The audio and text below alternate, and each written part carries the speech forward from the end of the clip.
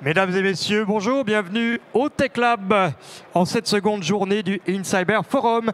Troisième intervenant avec moi sur scène, voici Vendry Kraft, qui est directeur CSART chez Lexfo. Bonjour Vendry. Bonjour. Vous allez nous parler tout de suite sur cette conférence de 30 minutes du thème de l'orque qui cache la forêt, ou comment exploiter les collectes d'IFIR orques lors d'une investigation numérique. Cette conférence durera 30 minutes et ensuite nous aurons les questions-réponses. Je vous souhaite à tous bonne conférence. Vendry, c'est à vous. Merci. Oui, j'ai sous-titré effectivement comment exploiter les collectes, parce que ce n'est pas forcément très explicite comme titre, mais on l'a trouvé assez à propos par rapport à ce que je vais vous présenter. Alors, je vais faire une rapide introduction, je vais essayer d'être bref, sur la partie de d'IFIR orques, même si ce n'est pas l'outil que je présente ici, mais il faut comprendre à quoi sert l'outil de l'agence et comment nous on s'en sert pour ensuite vous expliquer pourquoi on a conçu cet outil qui vient du coup traiter les données collectées à des fins de forensique et ensuite pouvoir les déplacer dans d'autres outils. Donc, rapidement, pourquoi on fait des collectes de traces en forensique? En premier lieu, c'est simplement pour faire nos investigations. L'objectif, c'est de savoir qu'est-ce qui s'est passé sur une machine ou sur un parc compromis, comment l'attaquant est rentré, par où il est rentré, à quelle date il est rentré. Et donc, on a besoin de beaucoup d'éléments de preuve. Et nous, ce qu'on aime bien, c'est avoir des copies de disques complètes. Sauf qu'une copie de disque complète, ça prend beaucoup de place. Ça prend beaucoup de place parce que un disque en copie bit à bit, un poste de travail aujourd'hui, c'est plutôt 1 Tera. Un serveur, même si on est plutôt sur des centaines de gigas, un seul serveur, ça va, mais toute une infrastructure, ça prend beaucoup de place. Et donc, on se retrouve avec un premier disque. Puis rapidement, on va se retrouver avec une clé USB parce qu'on aura collecté des traces sur un pare-feu. On va se retrouver avec un deuxième disque, puis encore une clé USB, une deuxième, puis on va faire d'autres collectes, des disques, encore des disques, des clés USB, un NAS, ou que sais-je, des serveurs SFTP, des disquettes, on a eu un peu de tout. Donc du coup, ça prend beaucoup de place, ça prend beaucoup de support, et l'objectif derrière, et c'est là où l'outil de l'ANSSI intervient, c'est de pouvoir faire des collectes plus légères. Donc les collectes en question, c'est ce qu'on appelle des collectes live. Nous, on aime moins ça parce qu'on interagit sur un système qui est compromis, qui est encore en cours de fonctionnement et donc qui est potentiellement, on va altérer les preuves et on va également potentiellement avoir des preuves qui seront moins fiables. Je pense notamment à des rootkits qui vont pouvoir éventuellement masquer certaines données. Mais c'est pas mal parce qu'on va récupérer 95% de la donnée utile dans un espace qui est finalement assez faible. Une collecte d'IFIR orques, ça va être à peu près 1 ou 2 gigas grand maximum. Donc 1 ou 2 gigas, ça se stocke très facilement. Et surtout, c'est un outil qui est très simple d'utilisation. Donc comme j'ai dit, pas idéal. Et on n'a que 95% des éléments de preuve. Donc voilà, il nous manque une petite partie. Mais derrière, on va pouvoir demander aux équipes clients de faire les collectes eux-mêmes. Donc ça va soulager un peu les équipes d'analyse. Donc c'est un binaire qu'on lance tout simplement. Et ça va permettre aussi de les transférer à distance. Un disque complet de 1 Tera, on va difficilement le transmettre sur un serveur SFTP. Alors qu'une collecte de quelques gigas maximum, on peut très facilement les récupérer sur notre serveur SFTP. Donc d'IFIR orques, très brièvement. Donc ça s'appelle outil de recherche de compromission, mais ça recherche rien du tout, ça fait de la collecte. C'est un outil open source du CERT-FR, qui est largement utilisé par tous les CERT de France surtout. Ça n'a pas du tout dépassé les frontières. Mais c'est très simple d'utilisation. Ça se configure très finement avec donc chaque CERT généralement a sa propre configuration, même si l'ANSSI en met une à disposition. Et nous, on a pu le configurer pour qu'il soit le mieux adapté possible à nos outils de traitement par la suite. Donc, notre cas d'usage. Parce que du coup, là, on va suivre un peu comment on fait notre collecte et comment notre outil vient s'interfacer dans ce processus de collecte. Donc, dans notre cas d'usage, on va configurer orc, donc tout simplement avec un fichier XML. Là, on l'a fait très simple pour la démonstration. Ce qu'on fait là ici, c'est qu'on va aller récupérer simplement donc les journaux. Donc là, c'est ce qu'on lui dit, c'est qu'on lui dit d'aller récupérer tous les EVTX et de les mettre dans une archive. À la fin, on aura du coup notre machine qui sera collectée. Donc on aura une archive avec tous les journaux qui seront placés dedans. On aura un fichier de log qui va retracer toutes les actions qu'a pu faire DeFi.org au moment de sa collecte. Et on a un fichier JSON qui est très important, donc, qui est ce que l'ANSI a appelé le fichier outline, qui contient beaucoup d'informations sur le contexte d'exécution de l'outil de collecte. Et nous, derrière, notre outil de traitement des traces va pas mal s'appuyer sur ce JSON par la suite. Donc, bon, jusque-là, je vous ai présenté un outil que beaucoup de gens connaissent, que beaucoup de gens utilisent, qui est déjà open source, et puis c'est même pas l'Exfo qui l'a développé. Alors pourquoi cette présentation? Le problème de Orc, là on a fait un cas d'usage très simple où on a collecté que les EVTX, mais le problème de Orc, c'est qu'il va collecter les fichiers et les réordonner dans son archive de façon à ne pas écraser les doublons et surtout à assurer un suivi des traces qu'il collecte. Donc, lorsqu'on va lire nos fichiers collectés, on va pouvoir donc du coup récupérer les fichiers qui ont été collectés par Orc, les traiter et les envoyer dans une base de données. Ça, c'est assez simple.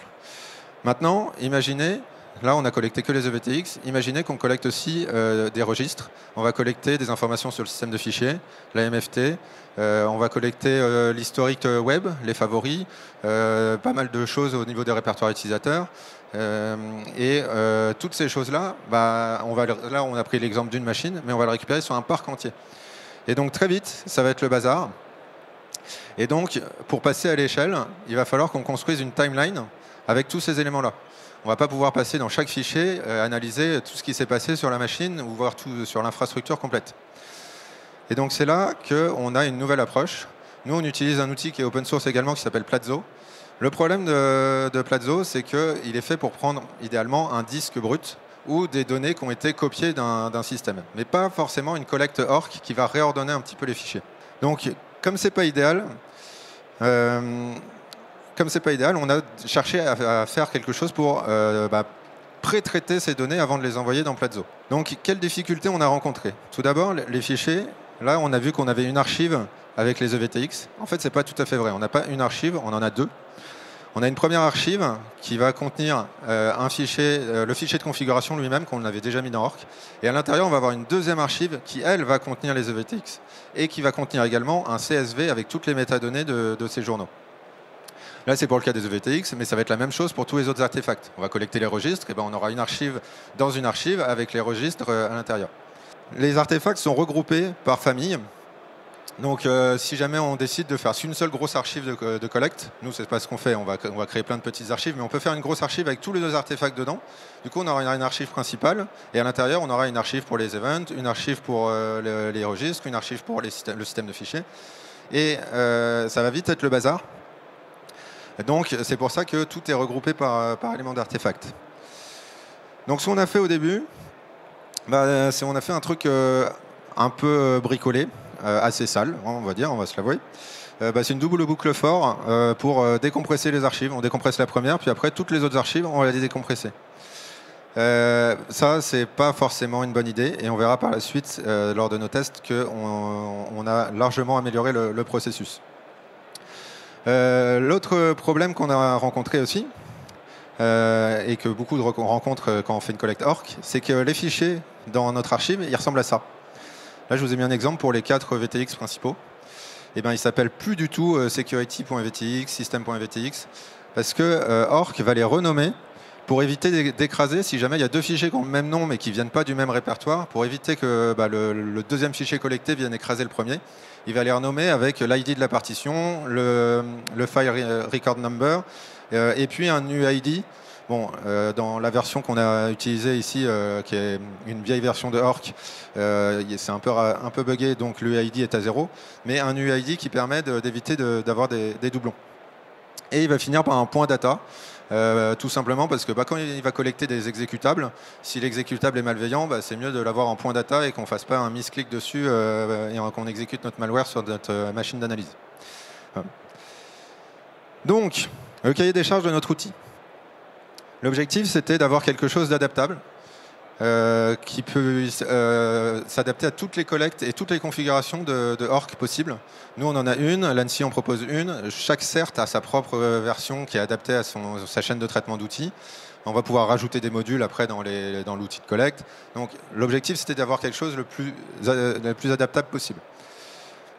On voulait pouvoir gérer à la fois les 7-zip, qui sont la compression par défaut de Orc, mais également les zip, puisque c'est possible de configurer Orc pour qu'il compresse en zip. Et puis on voulait aussi supporter les collectes chiffrées, parce qu'on peut chiffrer les collectes, ce qui est pas mal, parce qu'on va collecter beaucoup d'informations sensibles, et sur un SI qui est potentiellement encore compromis, avec parfois des attaquants qui sont encore présents sur le système d'information. Donc nous, on chiffre nos collectes, et donc on voudrait que l'outil puisse les déchiffrer à la volée. On voulait que ça soit compatible avec toutes les versions de Orc. Alors, on verra qu'on a pris un parti pris de dire, bon, les vieilles versions, on les abandonne un petit peu. On supporte les versions à partir de la 10.14, je crois. Enfin, c'est la version de 2018.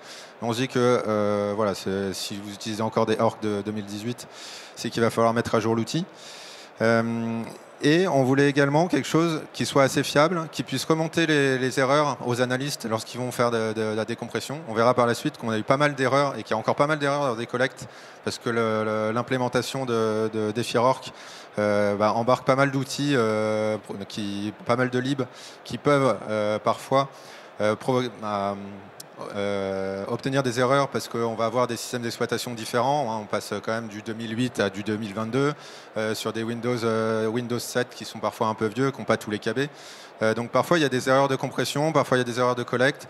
Et donc on voulait quelque chose qui puisse nous remonter ces erreurs-là au moment de la décompression. Et on voulait quelque chose surtout de rapide, parce que la double boucle for que je vous ai montré en bash tout à l'heure, elle était assez longue. Pour une collecte Orc, on avait une bonne demi-heure de décompression. Ce qui n'était pas du tout optimisé. Sur les grosses collectes, je précise, on verra par la suite. Donc notre outil, on l'a simplement appelé Orc2Tree, parce qu'on va reconstruire une arborescence de fichiers. L'ANSI a publié récemment un Orc2Timeline, qui ne fait pas tout à fait la même chose, mais qui a le même principe de nommage. Donc on est resté dans cette optique, et on a du coup nommé cet outil ainsi. Si je reviens un petit peu sur la collecte de fichiers, donc sur notre cas d'usage où on a notre archive event.cz. Dedans, on va retrouver un fichier getThis. C'est un CSV qui va contenir toutes les métadonnées de chaque fichier qu'il a collecté. Donc il est présent dans toutes les archives où il y a des fichiers collectés. Et il va contenir non seulement les métadonnées des fichiers qu'il a collectés, mais également les métadonnées des fichiers qu'il a détectés mais qu'il n'a pas pu collecter par rapport aux règles, aux garde-fous qu'on a pu mettre sur la collecte. On va mettre des garde-fous pour éviter que l'archive collectée explose parce qu'il va collecter énormément de fichiers. Et donc au bout d'un moment, on la plafonne en taille, mais il va continuer sa recherche et si jamais il trouve des fichiers qui correspondent aux règles de collecte mais qu'il ne peut plus collecter, il va quand même les consigner pour qu'on puisse les avoir. Donc c'est notre mine d'or d'informations. Si on prend l'exemple d'un fichier, donc là ici c'est le journal application.vtx, si on regarde un petit peu les attributs qu'il y a dans le CSV qui sont importants, alors je ne les ai pas tous mis parce que sinon on s'en sort plus, mais ceux qui vont être importants, ça va être le nom de la machine, parce que comme ça on va pouvoir créer un répertoire qui porte le nom de la machine et qui va recevoir notre arborescence qu'on va reconstruire. On va avoir l'ID de la partition. Donc pareil, comme sur une machine, parfois on va avoir plusieurs partitions, on va réordonner nos fichiers par partition. Donc celui-là, il va nous servir. On va avoir son nom complet sur le système. C'est comme ça qu'on va reconstruire l'arborescence. Et on va avoir son nom dans l'archive. Donc c'est le sample name. On retrouve là le nommage avec l'ID de la partition, les FRN, l'UID et qui finit en point data. Donc toutes ces informations-là, on va les utiliser, on va les garder bien précieusement. Et on va également regarder le MD5 et le SHA-1 pour pouvoir vérifier au moment de la décompression qu'il n'y a pas d'erreur de décompression, il n'y a pas eu d'erreur de lecture et qu'on a bien retrouvé le fichier d'origine par rapport au checksum calculé initialement. L'outil en lui-même, il est assez simple, on l'a voulu assez simple d'utilisation. Nous, on l'utilise beaucoup avec les fichiers JSON. Dans le fichier outline, donc le JSON qui est collecté, là, dans notre cas d'usage, on n'a qu'une seule archive. Quand on a plusieurs archives, c'est vite compliqué. Et donc, le fichier JSON, lui, il va répertorier toutes les archives qui ont été collectées. Et donc, l'outil va l'analyser et va automatiquement aller chercher, s'il y a ces archives-là à côté du JSON, il va aller les chercher pour les décompresser. On peut lui préciser, si on veut l'extraire dans un répertoire en particulier, on peut lui préciser plein de choses. Je reviendrai après sur toutes ces options. L'option de base, c'est vraiment, on lance l'outil avec un ---- JSON et le fichier JSON, et après il fait tout le reste. Donc, si on reprend notre cas d'usage, donc on va lancer l'outil. Donc ici, je le lance avec Docker. Hein. On a tout dockerisé parce que ça permet d'embarquer les dépendances, et surtout ça permet d'embarquer Org Decrypt, qui est aussi un projet de l'ANSI et qui permet de déchiffrer à la volée nos archives. Donc on le lance tout simplement. Donc on peut oublier la première partie. Là, on lui lance simplement avec l'option --JSON et le fichier JSON de la collecte. Et ce que ça va faire, c'est que ça va lire le JSON. Là, on a vu qu'on a un fichier à extraire. Il détecte qu'il est chiffré.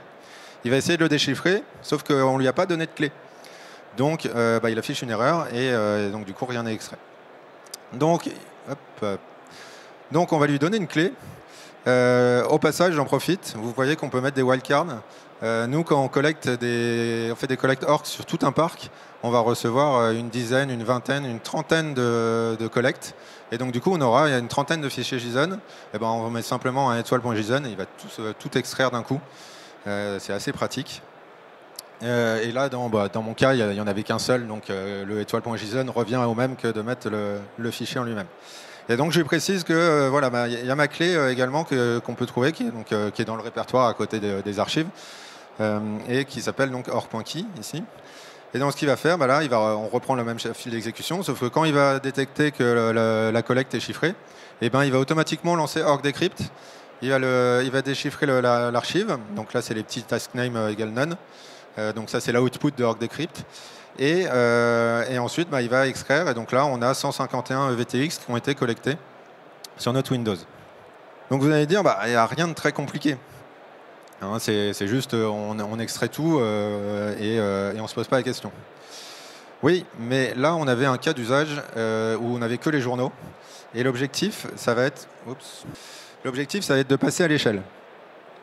Ça va être de passer à l'échelle parce que là, on n'avait qu'une archive avec des fichiers. Et sur le terrain, on a plein d'archives, plein de fichiers, plein d'artefacts. Et donc, du coup, l'outil en lui-même, si on en avait qu'une, on aurait pu garder notre double boucle for de décompression en bash. Là, le fait de l'avoir fait en Python, ça permet directement de pouvoir retracer déjà toute l'extraction, afficher les erreurs et réordonner ça comme il faut. Donc, on va aller chercher toutes les archives qui ont un getThis. Je vous ai parlé surtout de celle-là jusqu'à présent, mais comme on peut incorporer dans l'outil de collecte beaucoup d'outils, beaucoup de modules. Parfois, on a des archives qui n'auront pas de CSV getThis. C'est des archives qui auront juste les outputs des résultats de collecte. C'est des archives qui n'auront pas de fichier du système source. Et donc, celles-là, elles ne nous intéressent pas pour l'instant. À l'avenir, on les traitera peut-être avec notre outil, mais pour l'instant, elles ne nous intéressent pas. Donc on va charger le CSV en mémoire. On va récupérer toutes celles qui ont un champ sample name, ça veut dire que c'est des données qui ont été collectées. Et puis on va les extraire en respectant l'arborescence d'origine. À la fin, on obtient du coup sur notre archive, là, quand on a lancé l'outil juste à présent, notre dossier avec le nom de la machine, la partition et ensuite le chemin jusqu'aux EVTX avec tous les EVTX placés au bon endroit. Du coup, est-ce que c'était aussi simple que ça? Alors ça, c'était notre première version qui date de fin 2023 et on release aujourd'hui. Alors pourquoi? Parce qu'en fait, on s'est rendu compte qu'il y avait pas mal de cas particuliers qui ont dû être traités de la manière la plus efficace possible, mais surtout au fil des dossiers qu'on a pu traiter et des collectes qu'on a pu recevoir, on a eu des nouveaux cas particuliers qu'on n'avait pas forcément identifiés. Donc le premier, c'était le cas des fichiers non standards. Donc les fichiers non standards, ça va être des fichiers un peu particuliers sur le système de fichiers que Orc va collecter, mais qui va collecter comme des fichiers standards pour le coup. Et donc nous, il va falloir qu'on gère ce cas-là. Donc le premier, c'est les ADS ou Alternate Data Stream et tous les fichiers resident. Donc les fichiers resident, c'est ceux qui sont dans la MFT du système NTFS et donc qui ne sont pas présents sur la partition, mais qui sont présents dans la MFT. Sauf que là, on va les extraire Orc va les extraire de la MFT, on les aura. Donc il va bien falloir faire quelque chose. Donc on s'est rendu compte que très vite, il y avait beaucoup moins de fichiers dans notre répertoire de sortie que ce qui était annoncé comme étant extrait. Et en fait, c'est simplement parce que l'ADS, il a le même nom que le fichier d'origine. Par exemple, si on prend le PDF ici, qui a le document PDF en lui-même, qui fait donc 36 mégas, il a aussi un alternate data stream parce qu'il a été téléchargé depuis Internet, et donc du coup il a un alternate data stream qui contient donc il y a un zone identifieur qui permet à Windows d'identifier que ce fichier avait été téléchargé depuis Internet. Et donc nous, quand on va extraire, comme ils portent le même nom, ils vont venir s'écraser. Et le problème, c'est que du coup, au final, on n'aura plus le PDF qui a été collecté. Bon, là j'ai pris l'exemple d'un PDF, mais ça peut être aussi un malware. Et donc du coup, on va perdre de la donnée. La solution a été assez simple ici, c'était de renommer le fichier avec du coup l'attribute name juste après le nom de fichier. On a eu les extended attributes aussi, qui sont un peu le même style et donc qui vont venir écraser le fichier en lui-même. Les extended attributes, ils peuvent être aussi placés sur des répertoires, donc parfois ça crée des erreurs parce qu'il essayait d'extraire un fichier qui a le même nom qu'un répertoire. Et donc du coup, là pour le coup c'est Python qui nous levait des erreurs et qui n'allait même pas jusqu'au bout de la décompression. Donc ça, on les a gérés à part, on a créé un dossier à part à la racine du fichier. Donc ce qu'on a fait, c'est que dans la racine de la partition, on a créé un dossier $EA et dedans on met tous les extended attributes. On a eu aussi des erreurs de compression, j'en parlais en introduction. Les erreurs de compression dues à l'hétérogénéité des systèmes sur lesquels on va faire nos collectes. Et donc ces erreurs de compression, elles concernent surtout le CRC, donc c'est un mécanisme qui permet de calculer l'intégrité de l'archive. Et le problème, c'est que la lib Python qu'on utilise, ça lève une exception sans possibilité de reprise du flux d'exécution. En CLI, en utilisant le 7Z, en CLI ou en GUI, on n'a pas cette exception. On a un warning, mais on n'a pas cette exception et il arrive à extraire l'archive comme il faut. C'est un problème qui est connu.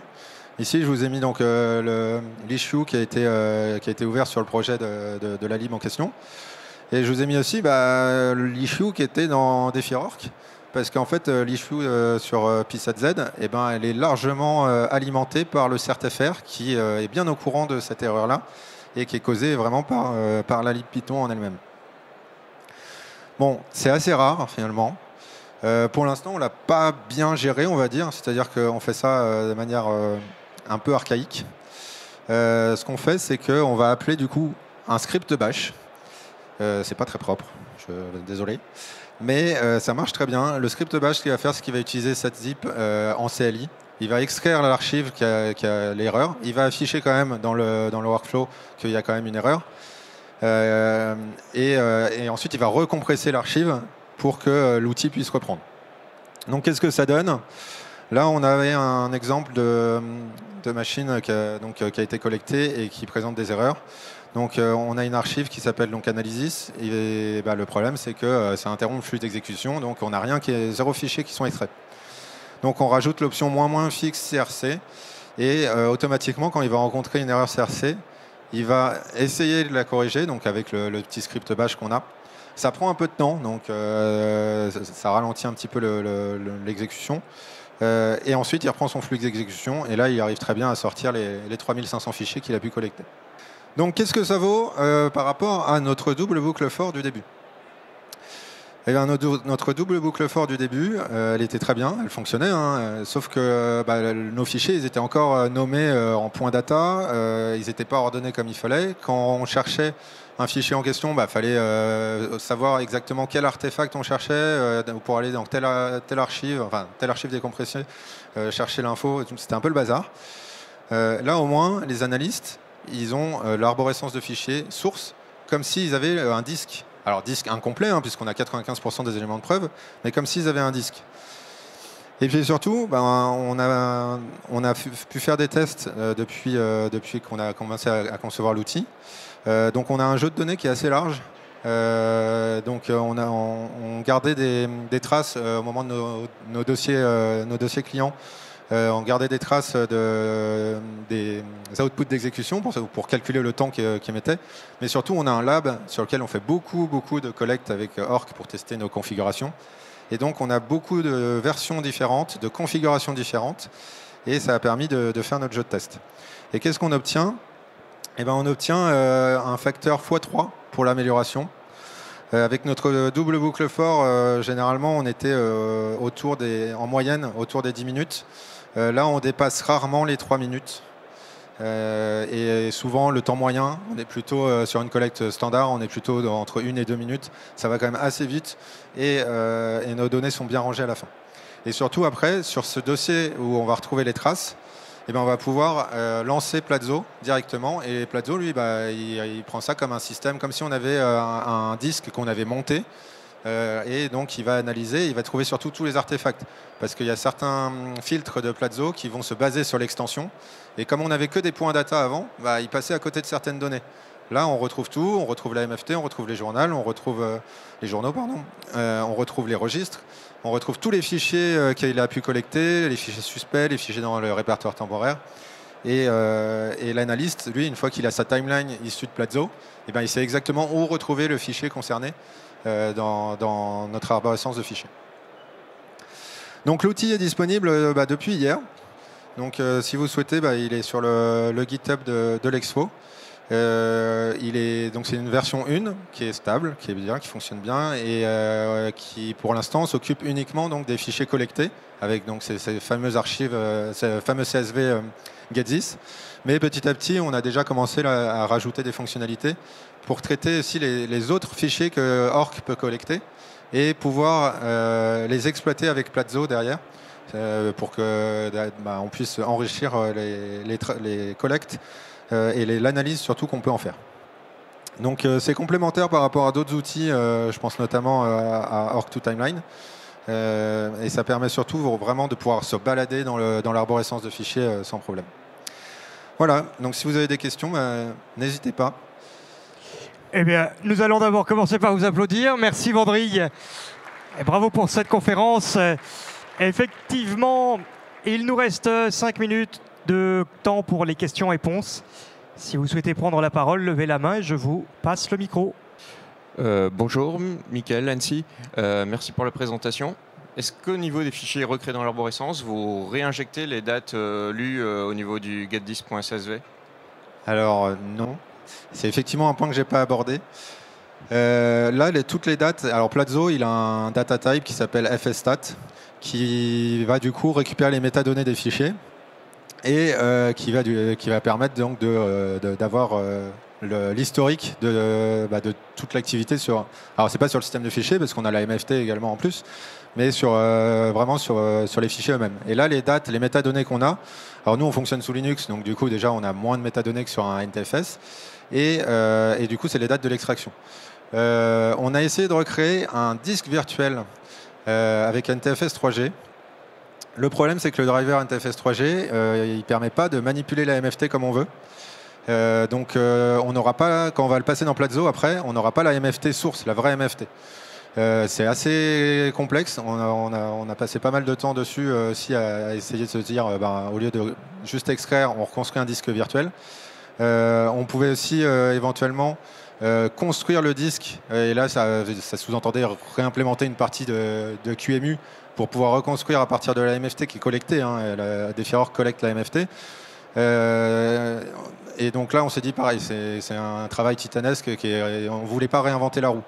Et donc du coup, ce qu'on a fait, donc dans la première version c'est le cas, on utilise les Get-This pour construire un CSV. Comme on va lire tous les CSV, donc tous les Get-This.csv, on va en profiter pour garder ces informations-là et réécrire un CSV au format de Plazo avec le data type fstat. Et donc nous, ce qu'on fait dans notre pipe, c'est qu'on va lancer Orc2Tree, on va lancer Plazo, et avant de charger toutes les données issues de Plazo, donc pour résumer, un Plazo, pour ceux qui ne connaissent pas, il y a deux gros outils. Il y a Log2Timeline qui va prendre la donnée brute et qui va construire une base SQLite avec toute cette donnée agrégée.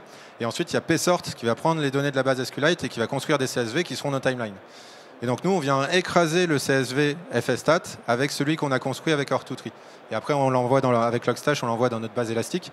Mais c'est le meilleur moyen qu'on ait trouvé sans réinventer toute la roue, sans réimplémenter des drivers. Voilà. Très bien. Eh bien, écoutez, merci mesdames et messieurs de votre présence. Merci également de votre participation aux questions-réponses. Si vous voulez approfondir le sujet, Vendry sera disponible et vous pourrez prendre rendez-vous avec lui sur le salon. Quant à nous, eh bien, nous allons nous retrouver tout de suite pour une nouvelle conférence qui nous donnera eh bien, un état actuel de la sécurité de l'IA générative, aussi bien en attaque qu'en défense.